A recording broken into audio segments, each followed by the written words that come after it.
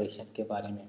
ये भी CSS की ही प्रॉपर्टी है, टेक्स्ट डेकोरेशन। इसके अंदर सबसे पहले text decoration, line, colour, style, thickness, text decoration, ये सारी चीज़ें हैं।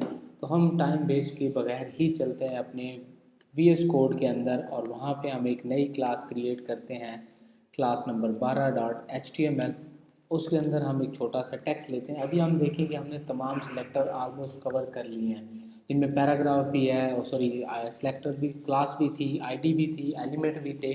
तो अभी हम जो है वो क्या लेते हैं, H1 लेते हैं और इसके अंदर हम हेलो वर्ल्ड यूज़ करने के बाद स्टाइल में जाते हैं और यहाँ पे क्या करते हैं कि जस्ट हम यहाँ पे यूज़ करते हैं text decoration line.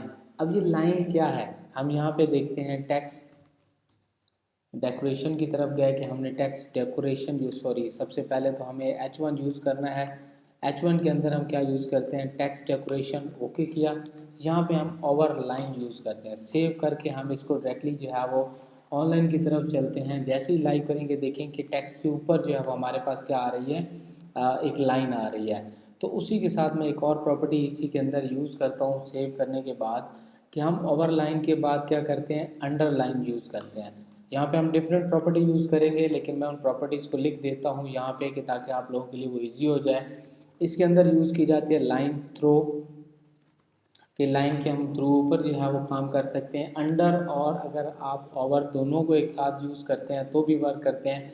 I think एक ही प्रॉपर्टी है, मैं इसको यूज़ कर देता हूँ ताकि टाइम वेस्ट ना हो।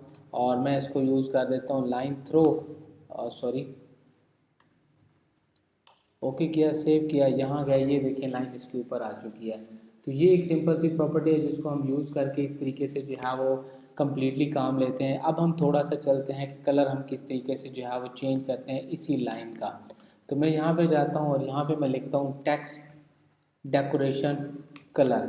अब जैसे ही हम यहाँ पे यूज़ करेंगे टेक्स्ट डेकोरेशन कलर के अंदर, तो यहाँ पे क्या किया जाता है कि अगर मैं कोई कलर यूज़ करता हूँ, सेव करता हूँ, यहाँ जाता हूँ, तो ये देखिए उस लाइन का जो कलर है वो ऑटोमेटिकली चेंज हो जाता है। तो ये एक बहुत ही सिंपल प्रॉपर्टी हमारे पास कि हम इसको यूज़ कर सकते हैं। उसके बाद हमारे पास है स्टाइल। हम स्टाइल की तरफ चलते हैं कि लाइन डेकोरेशन स्टाइल क्या होता है। इसके अंदर वो सारे आप स्टाइल यूज़ कर सकते हैं। मैं डॉटेड यूज़ करता हूँ, सेव करता हूँ, यहाँ जाता हूँ, देखिए लाइन जो है वो डॉटेड हो चुकी है। सेम वही है जो ऑलरेडी आप पहले यूज़ कर चुके हैं काफ़ी दफ़ा। उसके बाद हम जाते हैं टेक्स्ट डेकोरेशन थिकनेस। अब यहाँ पे जो है हमारे पास नेक्स्ट प्रॉपर्टी, अगर आप यहाँ पे देखें स्लाइड के अंदर तो थिकनेस दिखाया गया है। हम थिकनेस की तरफ चलते हैं। यहाँ पे कौन कौन सी प्रॉपर्टी होती है, एक तो ऑटो है और इसके बाद आप कोई वैल्यू दे सकते हैं। तो मैं यहाँ पे क्या करता हूँ, ऑटो करता हूँ, सेव करता हूँ, तो देखें आप वही जो चीज़ वो ऑटोमेटिकली है वही हमें शो हो रही है। बट अगर हम ऑटो की जगह पे 5% कर देते हैं, सेव करते हैं, यहाँ जाते हैं, तो बहुत छोटी हो चुकी है। अगर हम यहाँ पे जो है वो 50px कर देते हैं, सेव करते हैं, जहाँ जाते हैं देखिए बहुत ज़्यादा जो है वो लाइट हमारे पास जो है वो इसके अंदर वैल्यू आ जाती है। अब ये सारी वैल्यू जिसमें लाइन कलर हो गया, स्टाइल हो गया, थिकनेस हो गया, इसको हम शॉर्ट हैंड के अंदर लेके चलते हैं कि ये जो सारी प्रॉपर्टी हमने यूज़ की है, तो हम इसकी लास्ट प्रॉपर्टी जिसको हम शॉर्ट हैंड कहते हैं, हम उसको यूज़ करें।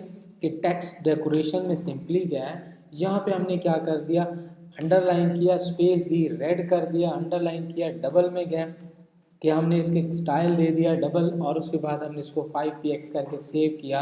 आप देखेंगे कि ये आपके पास जो है वो स्टाइल आ चुका है।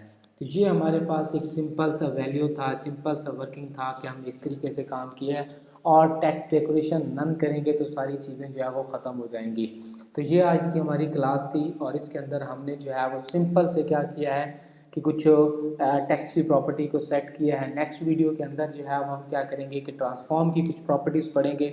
जुड़े रहिए हमारे साथ, मिलते हैं अगली वीडियो के अंदर नई प्रॉपर्टी के साथ। ओके जी, थैंक यू, अल्लाह हाफिज़।